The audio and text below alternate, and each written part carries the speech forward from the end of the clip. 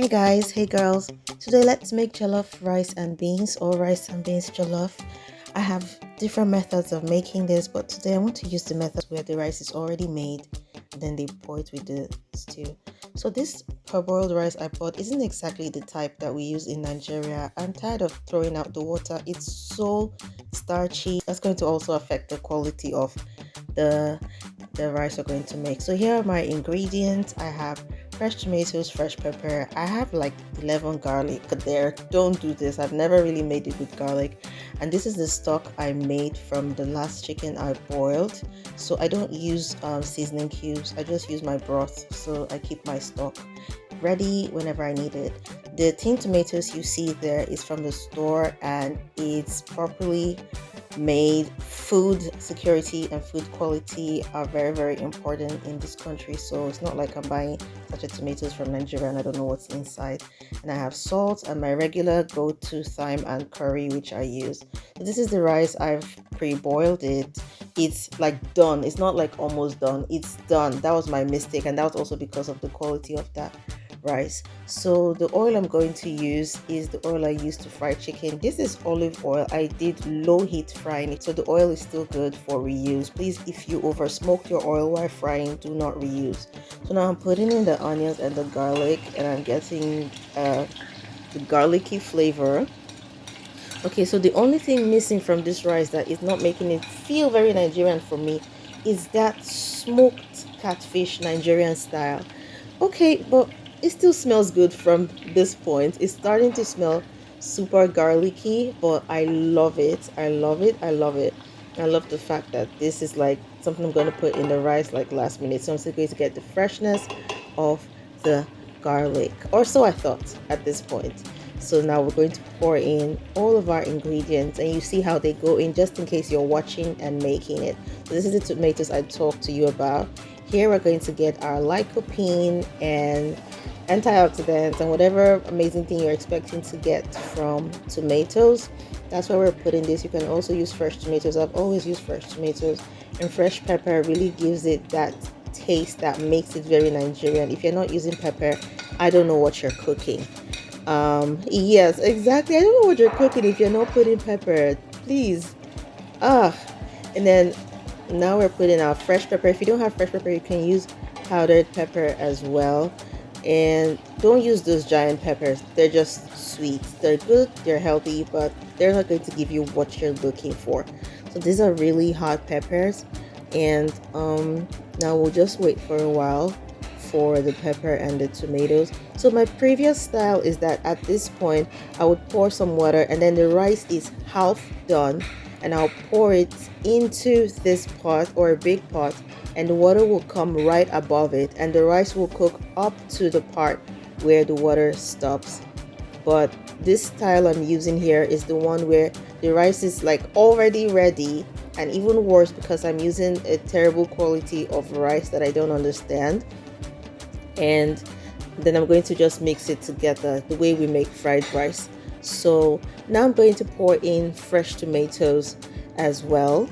So I'm putting in my fresh tomatoes. What I really love about fresh tomatoes in rice is the way it gives a certain freshness when you bite it, and the way the shreds of pepper and tomatoes make the jollof rice look so colorful and appetizing. If you want to put shredded chicken at this point, please do so.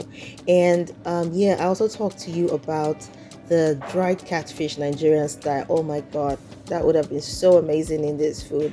Now I'm putting in my, well, go-to. This is just my curry and thyme and recently oregano, and I put them according to as my spirit leads. You know, you have to start off small, then you figure out what you like about these. Then I'm also adding salt.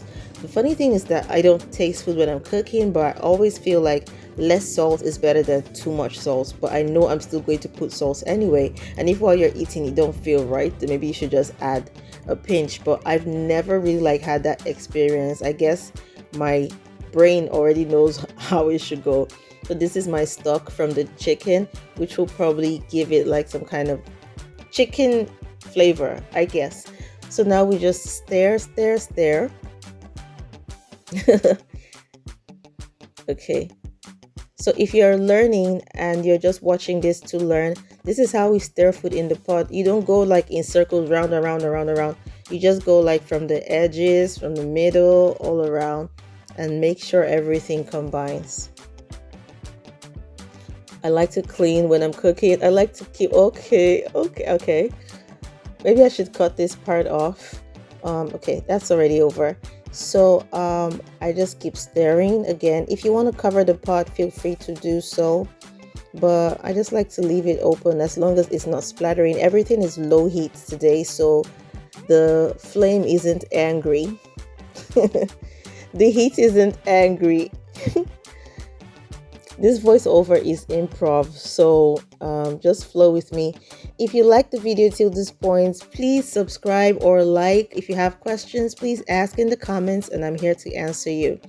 So now I'm just showing you that the rice did not like get burnt to the bottom, and I can now pour the stew in it. So technically that's a stew. If I add meat or fish to it, it becomes Nigerian stew. So now this is a stew. Normally we would eat rice and stew separately, but in this style that I'm using today for rice and beans, I'm mixing everything together. I've added some water, okay, and then I'm mixing again, and I'm going to add the rice that I scooped away before because it was too much for the pot. So the quantity that I put is really like too much for the pot. The ratio of beans to rice should be just as you wish. So I'm putting here like half cup of rice to like 500, no, I think it's about less than 500 grams of rice. While we're waiting, I'll just show you my view. We're back after like 10 minutes and this is what we have here. It's slow cooking, so we're really waiting for it. There's no burn at all. This is going really well. It's smelling really, really good. It's juicy. The rice is really starchy, but well, I think it helped to hold it in a cup. Look, you can also decide not to mold it in the cup and it will still look presentable. Like when you spread it out, serve it like pasta. It looks so good. This food is healthy. It has fiber, it has tomatoes. It's so good and so healthy for you. You can serve it with chicken, with fish, with prawns. I'm having mine with boiled eggs. You can make an omelette if you want. It will also add to the protein profile of the food. Also, today is my vitamin D day. I take 50,000 units every month and I take it with a lot of fats like olive oil and eggs. Thank you for watching, guys. Stay healthy always.